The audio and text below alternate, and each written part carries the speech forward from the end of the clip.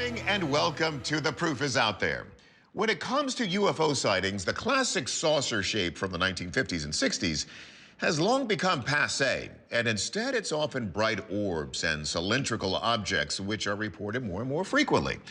Recently, however, we've been adding another shape to that list: triangles. But why? And what does it mean? Well, maybe this next video can shed some light. November 2021. A passenger on a train speeding through the Italian countryside notices something strange outside his window and starts recording. 3 orange lights in a triangular formation floating in the air above the horizon. Let's zoom in. The lights not only appear to be orbs, but they're also glowing. The video is uploaded to social media and quickly becomes a sensation.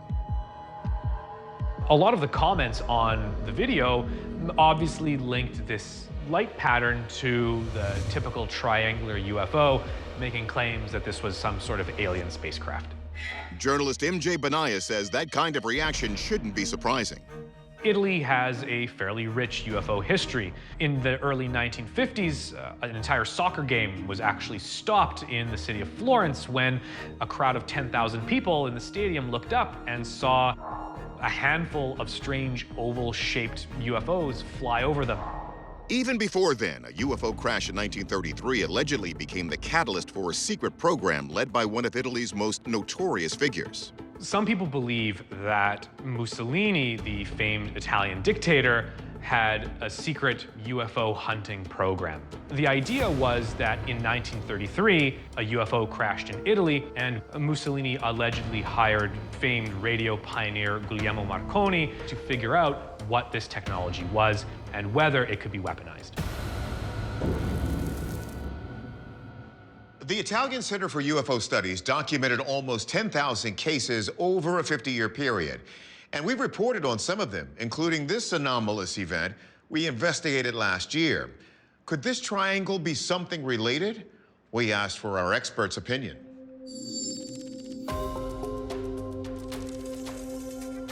We begin with forensic video analyst Michael Primo. Our first question: has the footage been manipulated in any way? The lights appear to be real, at least to my naked eye when analyzing it frame by frame. But what the encoder is saying using macro block analysis is that this information in this green color is different than this information in this green color. So it's a possibility that some use of CGI was added to this recording based on the macro block analysis, but no definitive conclusions can be drawn at this time. Acknowledging that red flag, we take the video to astronomer and video effects designer Mark D'Antonio to see if this could be a plane.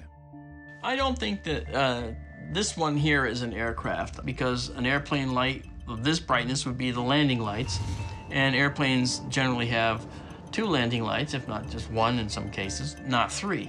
Now, you could say, well, is this a stack of aircraft, one farther from the other, making a logical triangle from this perspective? But these lights look all the same brightness, and if you stack up planes like that, the furthest plane away is going to be several miles behind the first plane in the lines, will look a little bit dimmer and smaller than the one in the front.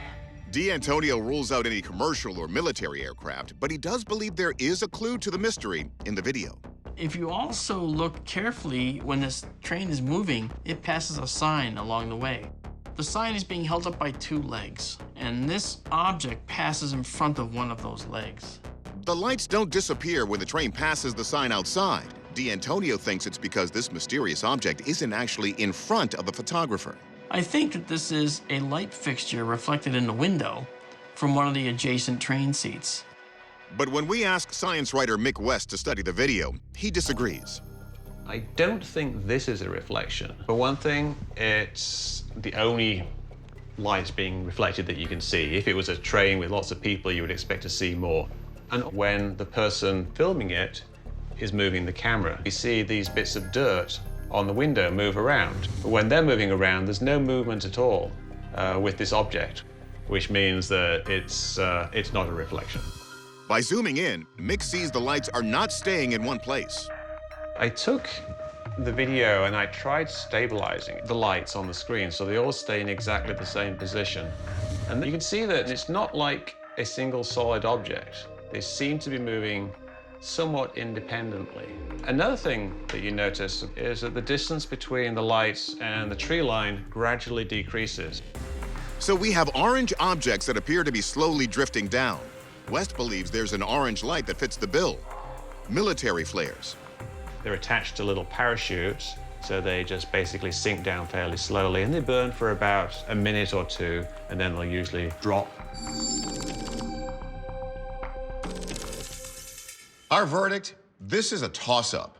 We can't explain why the lights don't pass behind the sign, but we can't call it a reflection either. We can't even say for sure it's real. The military flare theory feels right, but our experts aren't unanimous. Until we know more, we have to say this remains unidentified. It's May 2019 near Minsk, Belarus. A man named Andrei Turkhanovets posts a bizarre video. Watch.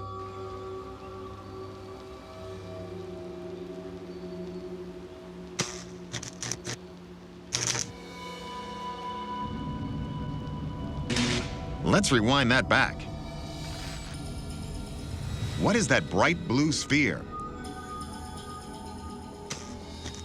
And how can it travel across the railroad tracks, throwing off sparks as it moves? The internet's reaction blew Andrei's mind. It has almost 2 million viewers at this moment. Some commenters guess that Andrei has recorded a rare phenomenon known as ball lightning. Strange luminescent balls in the air that eyewitnesses have been reporting since the 1600s. Some 19th century accounts claim they smelled of sulfur and considered them the work of the devil. More recently, there was this sighting near a field in Novosibirsk, Russia. This image resembles a phenomenon reported back in World War II. Odd zigzagging balls of light in the sky.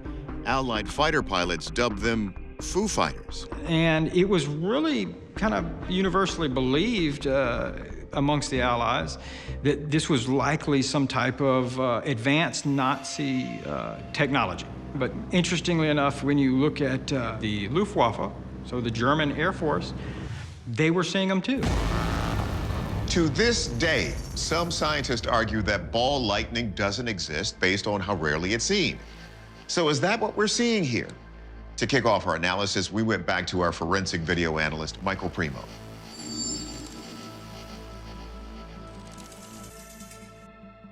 Primo begins by breaking down Andrei's video, focusing not on the images, but the sounds. I noted that the sounds were up front and didn't sound natural with being in the outdoors. Sounds like something that was added. He concludes that the Belarus video has been edited. Yet he says the other example from Russia has not been. So could it be an example of the famous Foo Fighters? McMillan says the ball of light looks similar, but behaves differently. What's been called a Foo Fighter lasted for a great deal of time and engaged in a lot of maneuvers and stuff that you just don't see there. So could it instead be a natural weather phenomenon? Atmospheric scientist Dr. Deanna Hens traced the weather conditions in Russia at the time of the sighting. If you're going to get ball lightning, lightning also has to be generally a likelihood, and I'm not seeing a lot of evidence of either. It does kind of reduce the likelihood that that is a possibility. However, Hens concedes that so little is known about ball lightning that it's hard to rule out. It is a very poorly understood phenomenon, and because it's difficult to capture, it's also very, very difficult to study. So the Russian video might be a genuine example. But when we talked to Andrei toward the end of our investigation, he admits he created the dazzling effect in his video with CGI. I processed the video on my computer with a specialized software. Though he never thought it would go viral.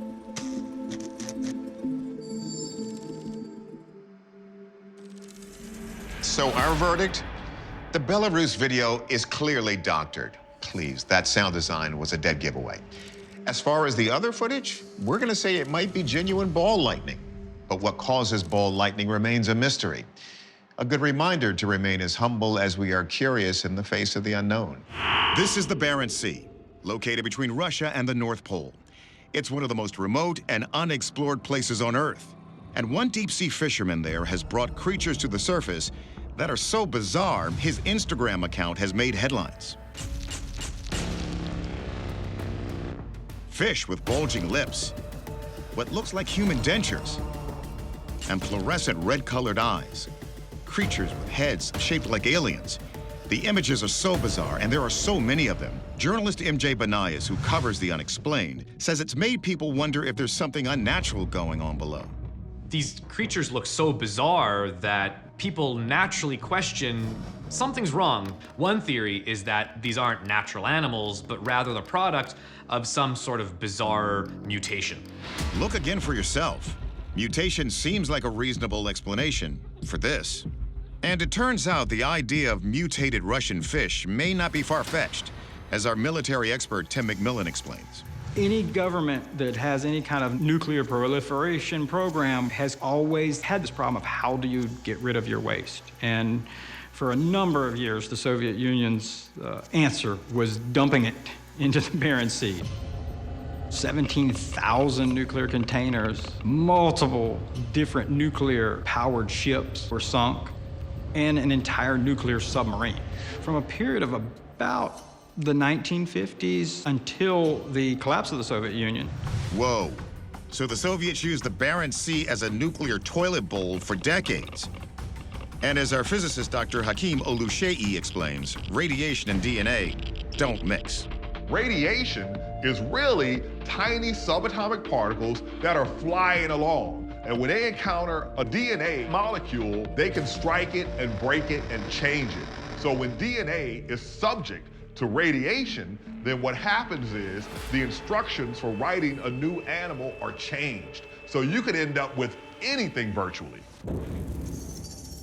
A recent scientific study found that a Soviet nuclear submarine at the bottom of the Barents Sea was nearly 1 million times more radioactive than previously estimated. So are these freaky fish the result of all that dumping? Our marine biologist, Dr. Shay Conger, looks for answers. Conger looks first at the fish's shape and scales. If these fish were impacted by radiation, we would expect to see strange bumps or protrusions on different parts of the body. But I don't see any signs of radiation sickness or poisoning throughout this animal. Its epidermal tissue actually seems to be pretty intact. Okay, so Conger says these fish aren't the victims of a nuclear waste dump. But then what else could explain some of these bizarre features? Conger has a theory. They undergo a process of what we call barometric trauma. It turns out that some of these fish have the bends. When human divers come up too quickly from the deep, the change in pressure causes the gases in their body to expand.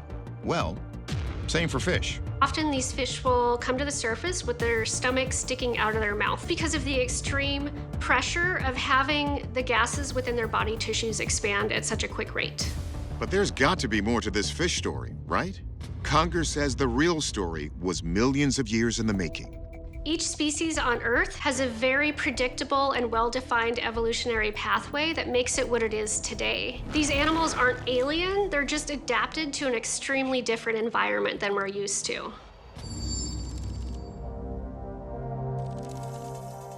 The jury is still out about the long-term effects this contamination will have on marine species. Dr. Conger cautions that the impact could take decades to be fully felt. For us, natural evolution and the bends explain these weird-looking fish. So our verdict? This is a non-nuclear phenomenon.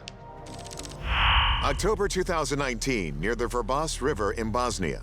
Archaeology professor Ivana Ponzik is studying the ruins of a medieval fortress. But the discovery of a relic under the choppy rapids shocks Ponzik and her team. It's a sword lodged straight into a stone in the riverbed about 36 feet below the surface. Despite being down there for probably hundreds of years, the sword is remarkably well preserved. We did several dives to decide what we're going to use during the excavation. The whole process of excavating the sword took us 2 days. The team manages to free the blade, but how this sword got in this stone in the first place is a mystery. Could it be the very Excalibur from the King Arthur legend? No concrete evidence exists that a real King Arthur actually ruled parts of England, beyond what was written about him centuries later. Some historians think he could be based on a real 5th century Romano-British leader named Romathius, who fought invading Goths. Details are scarce, but even if Arthur is entirely fictional, could the story of Excalibur have inspired medieval copycats? It's possible that if this legend of King Arthur did make its way into Bosnia-Herzegovina, that individuals were attempting to recreate this story, to encase a sword in stone so that the rightful heir of this kingdom could pull the sword out in the same way that King Arthur did. Or maybe it's the other way around. Could this real sword in the stone be the inspiration for the King Arthur legend? So the big question is, could a sword really penetrate a rock? Look, that's a tough one. Most rocks are much harder than any pointed steel blade. So how can we explain this strange find? It's time to convene our own Knights of the Round Table.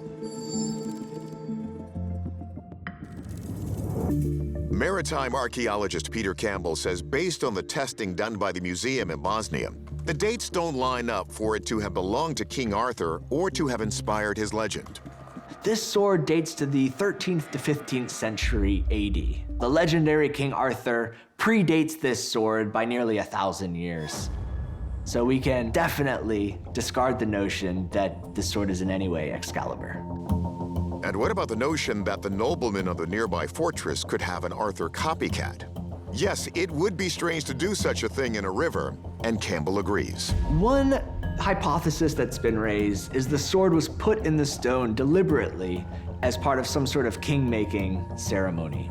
We can effectively discard this notion because the sword was found at 36 feet, which is far deeper than they would have been able to dive in the 13th to 15th century AD. Still, he believes, based on what he sees, the sword belonged to someone important. We can see that it is finely crafted. It was very expensive metal used in its manufacture.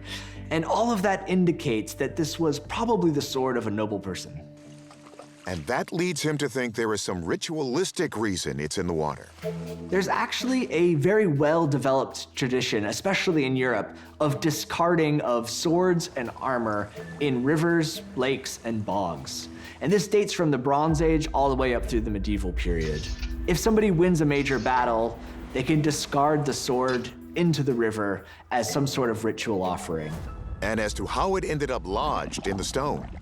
Frequently, we see heavy objects deposited in rivers that work their way down with the current into sediment or into rocks. And then it has many centuries of wiggling and burrowing down into the cracks. The metal is also corroding, attaching it to the rocks, and sediment is filling in, and it's becoming rock itself. This explains why the sword appeared to be stuck in the rock.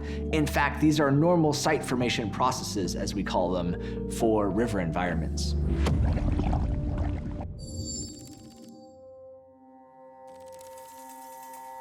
So, our verdict? This is a geological phenomenon. The sword didn't penetrate the stone built up around the sword. However, the sword's true origin and owner still remain a mystery. Perhaps it was wielded by another legendary king. Oggetto volante non identificato, or OVNI. Now we all know how to say UFO in Italian.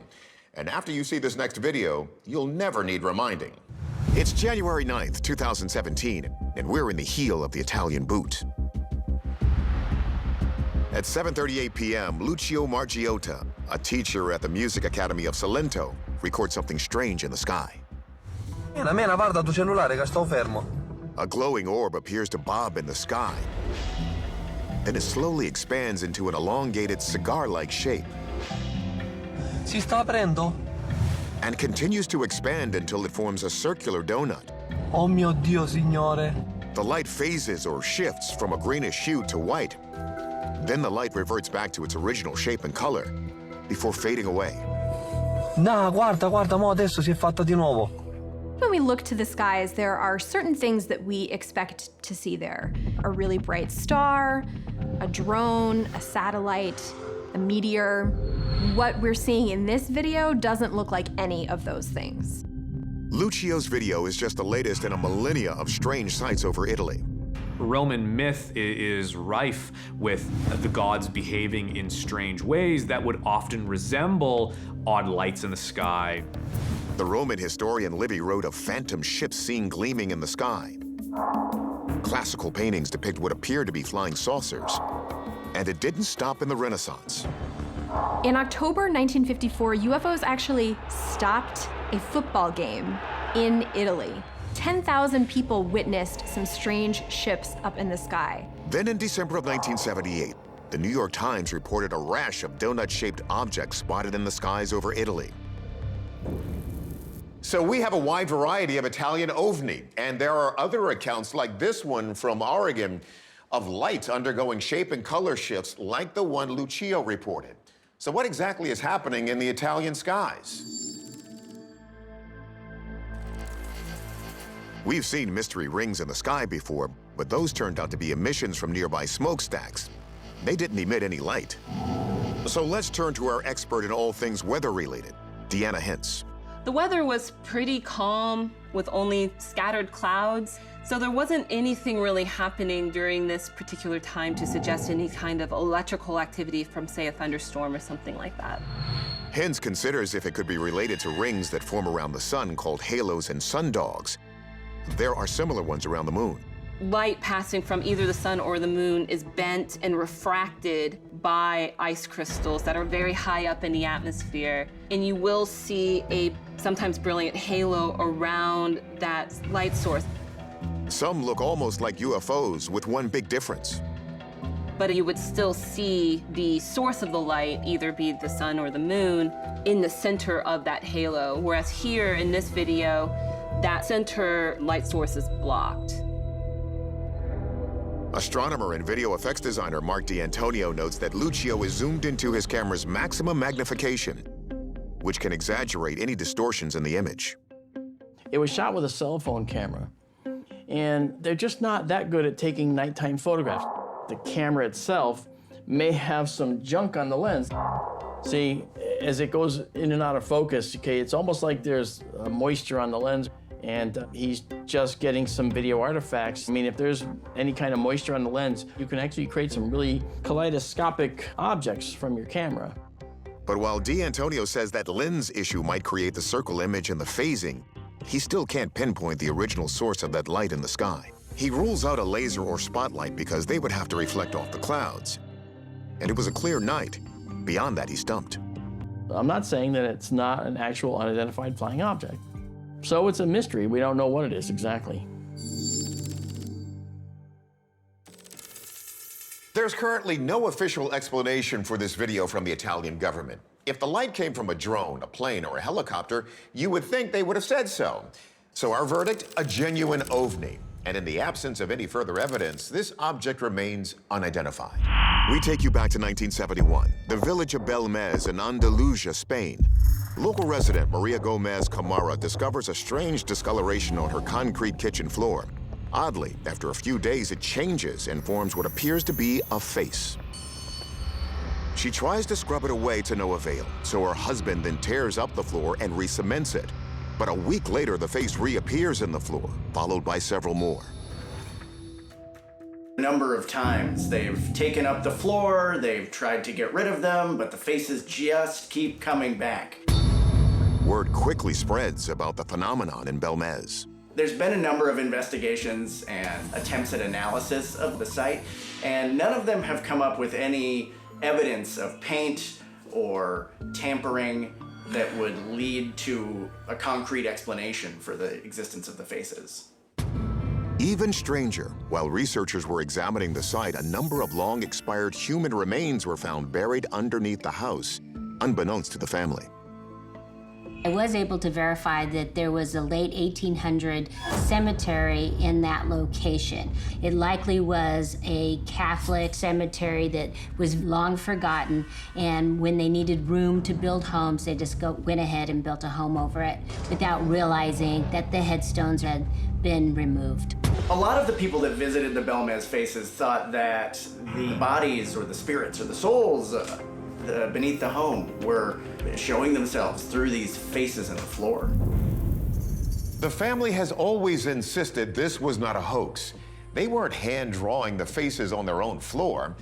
And though the mother Maria died in 2004, the image continues to draw visitors to the house to this day. But what are they really looking at? Our experts face off. First, perhaps this could all have been another example of pareidolia, the tendency of humans to see familiar shapes within randomly occurring patterns. But Andrew McCarthy isn't so sure. Some say that these images could be an accident. Maybe they simply spilled something on the floor which stained it and it resembled a face. Then why does the face keep reappearing time and time again? That seems to rule out a coincidence. Catholic miracle researcher Michael O'Neill says that while this resembles some confirmed miracles, it can't be classified as such. There's a case in the 1700s in Austria called Our Lady of Absam. Began to manifest the face of the Virgin Mary. The glass was wiped clean with acid, and the image came back, according to the investigator. And as a result, they declared it to be miraculous. We don't have the same situation now. We don't see in real time the image returning, so it cannot be established as miraculous. A chemical engineering firm in Spain that analyzed the Belmez faces in 2014 told us their tests using infrared scanning and electron microscopes did not find any traces of inorganic materials like paint where the images appeared. But Mick West thinks it's very possible the faces weren't painted on, but instead created with another technique. It seems almost like they're removing areas rather than adding to the areas. It's very dark around the outside of the face and then it's white in the middle. So it could just simply be that they've added something like bleach, but then would eventually evaporate and you wouldn't really see any residue of that. Mick makes an interesting case for bleach, but the most recent testing did not detect bleach or paint. So our verdict, these strange faces remain an unexplained phenomenon until we get more concrete proof. March 2021, the Fagradalsfjall volcano in Iceland ends a nearly 900-year dormancy with an explosive blast. It's beautiful, but what's really eye-catching is this. A live feed camera set up to observe the eruption captures what appears to be two mysterious blue orbs hovering in the plume of smoke above the lava. Both seem unfazed by the heat and toxic gases. And when we zoom into one, we can see just how blue it is. There are roughly 50 volcanic eruptions going on at any time around the world, and many include strange lights and flying objects like these at Arenal Volcano in Costa Rica, and this incident in Puebla, Mexico, near the volcano called Popocatépetl. In fact, sightings near volcanoes are so common, filmmaker Darcy Weir produced a documentary called Volcanic UFO Mysteries about the phenomenon. We have so much documented evidence of UFOs around the volcanoes. It's possible that they may be energy events that could be offering a fueling supply to some of the UFO craft. Just one volcano can produce more power than the combined nuclear arsenals of the United States, China, and Russia. So UFOs could use the heat from the lava to store and produce energy. Or another theory, volcanoes provide access to a network of underground alien bases all over the world. Some people believe, well, if you build a base in a place that's very dangerous for people to visit, mankind that is, well, that's a perfect defense and no-go area. This goes back at least as far as 1947. Aviator Kenneth Arnold was flying over Mount Rainier, a dormant stratovolcano, and he claimed he saw a string of flying saucers. He's credited with coining that term. So why are UFOs attracted to volcanoes? And what exactly are we seeing in this video? Let's ask our experts. Let's consider the earthly explanations. First, could these be drones trying to record the eruption? Geologists studying volcanic eruptions will use drones that remotely transmit video back for scientific reasons. The temperature of lava spewing from a volcanic vent can reach 2,200 degrees Fahrenheit, hot enough to melt most earthly metals. For a drone, that would be a short one-way trip. But these orbs were visible for at least 30 minutes, far longer than drones could take the heat. And when we look at the volcano in daylight, a whole new set of theories arises. It's surrounded by hills, so maybe the orbs aren't actually in the air. They're on hillsides on the far side of the volcano. Could they be tourists or scientists with flashlights standing nearby to study the lava flow?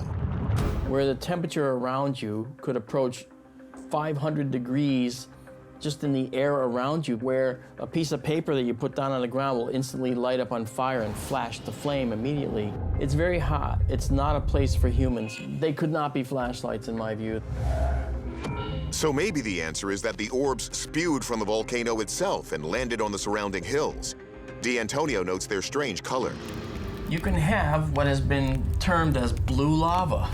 It's actually sulfur that's burning. And burning sulfur burns blue. Also known by the Indonesian term api biru, blue lava usually burns along the ground and not in the air, and it's not often seen in Iceland. Looking close, the stationary orbs do appear to be flatter on the bottom, suggesting they may actually be sitting on a surrounding slope. It's a very rare phenomenon, but it does happen. And I think that we're actually witnessing blue lava here as well. I think that it's fascinating. So we know blue lava is rare in Iceland, but that's going to be our verdict, at least for now. Still, that doesn't explain all those UFO sightings around volcanoes the world over. Darcy Weir continues to investigate the subject, and we will too. It's May 2020 in Calahorra, Spain. A local man named Juan Carlos Gil Lopez is walking through a nearby park on a bright spring day. Suddenly, he sees something so utterly mind-bending, he immediately has to film it to make sure he's not hallucinating. A line of fire is moving steadily across the ground. As it burns, it leaves behind green, undamaged grass.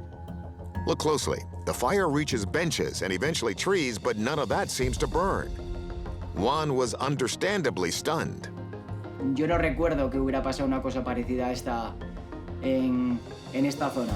Entonces, pues bueno, fue bastante chocante y bastante impactante el ver pues cómo avanzaba el fuego y pues eso, cómo ardía. Humans are naturally fascinated by fire. It's an evolutionary survival mechanism developed to make us aware of these dangers from out of the womb. So there's a reason we're mesmerized by images like this Texas tree burning from inside and this downright devilish fire tornado seen in the UK in 2018. Is what Juan captured a similar freak of nature, or was it planned? The US government regularly starts fires on purpose. These so-called controlled burns are meant to protect communities, restore habitats, and even control pests. Maybe that's what's going on here. In the U.S., 6.4 million acres were subject to controlled burns in 2017 alone. Is the Spanish government doing something similar here? Maybe it's just another video hoax. In case of emergency, break class and call in the experts. First, video forensics expert Michael Primo runs a test to make sure this isn't actually digital manipulation. When we were assessing the digital integrity of the file itself, there was a signature that came up using our forensic tool called MEDEX that has the ability to make changes to a file. While that sounds like a red flag, Primo digs deeper. Although this tool can make changes to a file, we didn't detect any evidence that this fire was created unnaturally in the video, and no evidence to support that this was CGI. We turn to atmospheric scientist Dr. Deanna Hentz to find out if conditions in this region of Spain would sustain a fire like this. Well, I looked at the climate conditions around the time that this video was filmed. In this particular region, it was actually quite wet. There was plenty of moisture in the environment through rainfall that could account for why everything was so green and lush. And because the fire is moving very quickly, that doesn't really leave a lot of time for the objects around it to dry out and then catch on fire. That explains why the grass and trees and benches don't ignite. But how would such a strangely shaped fire form in the first place? Our all-star physicist Michio Kaku shed some light on the matter. We don't have that much direct experience with large fires. And if you did, you would realize flames go in the direction where you have lots of oxygen, lots of tinder, and lots of surface area. Kaku explains that the white discoloration in the grass in the front of the flames is actually the fluffy seeds of the poplar trees around the park. That's what is actually catching fire and why the narrow flame is moving so fast. Notice here that the poplars are burning because that's where you have maximum surface area. The first things to burn will be those places where we have maximum surface area. In fact, the same principle that causes these poplar seeds to burn so quickly also applies in your own home. That's why a newspaper burns very fast, while a log in a fireplace will take a lot of time for it to heat up, because a newspaper, for a given weight, has a maximum amount of surface area. So, our verdict. While this mesmerizing fire appears to act mysteriously and contrary to nature, its bizarre behavior is actually an idiosyncrasy of environment and physics. Officials at this park believe the fire was started unintentionally from a cigarette or other stray spark.